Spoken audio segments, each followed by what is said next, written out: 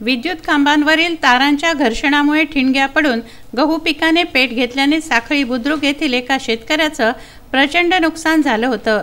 या प्रकरणी त्याने ग्राहक मंचात धाव घेतली असता खंडपीठाने वीज वितरण कंपनीला व्याजासह 99,000 रुपयांच्या नुकसान भरपाईचे आदेश दिले आहेत। बुलढाणा लगत असलेल्या साखळी बुद्रुक येथील शेतकरी पराग रामराव देशमुख यांच्या शेतात 10 मार्च 2017 रोजी विद्युत खांबावरील तारांच्या घर्षणाने ठिणग्या पडून 0.65 क्षेत्रातील गव्हाच्या पिकाने पेट घेतला। यावेळी श्याम देशमुख हे शेती वाहित करत होते। आगीत त्यांचाही स्प्रिंकलर सेट भस्मसात झाला होता। दरम्यान नुकसानग्रस्त शेतकऱ्यांनी वीज वितरण कंपनीकडे भरपाई मागितली, परंतु महावितरणने ती अमान्य केली। त्यामुळे जिल्हा ग्राहक मंचात या शेतकऱ्यांनी धाव घेतली। या प्रकरणी ॲडव्होकेट गुणवंत नाटेकर यांनी प्रबळ युक्तिवाद केला।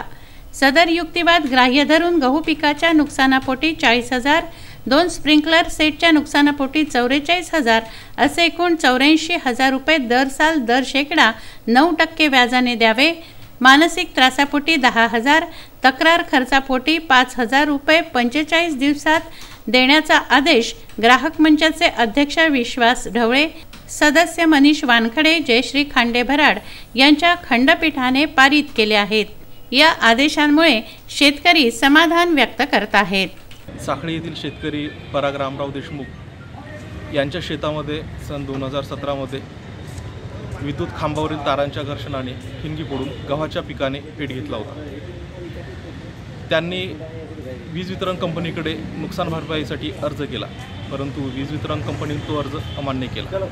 त्यानंतर माझ्यामार्फत जिल्हा ग्राहक मंचामध्ये सदरचे प्रकरण दाखल करण्यात आले। जिल्हा ग्राहक मंचाने सुसंगत असा स्पष्ट आदेश देऊन वीज वितरण कंपनीला असे आदेशित केले की त्यांनी शेतकऱ्याचे झालेले नुकसानीपोटी 40,000 रुपये, स्प्रिंकलरचा सेट जळाला त्याचे 44,000 रुपये, शेतकऱ्याला जो मानसिक, शारीरिक आणि आर्थिक त्रास झाला त्यासाठी 10,000 रुपये आणि कोर्ट खर्चासाठी 5,000 रुपये असे एकूण 99,000 रुपये द्यावेत आणि त्या 99,000वर त्यांनी 9% व्याज द्यावं असे आदेश ग्राहक मंचाने पारित केलेले आहे। या आदेशामुळे शेतकरी वर्गामध्ये समाधान व्यक्त केले जात आहे। प्रशांत खंडारे, विदर्भ न्यूज, बुलढाणा।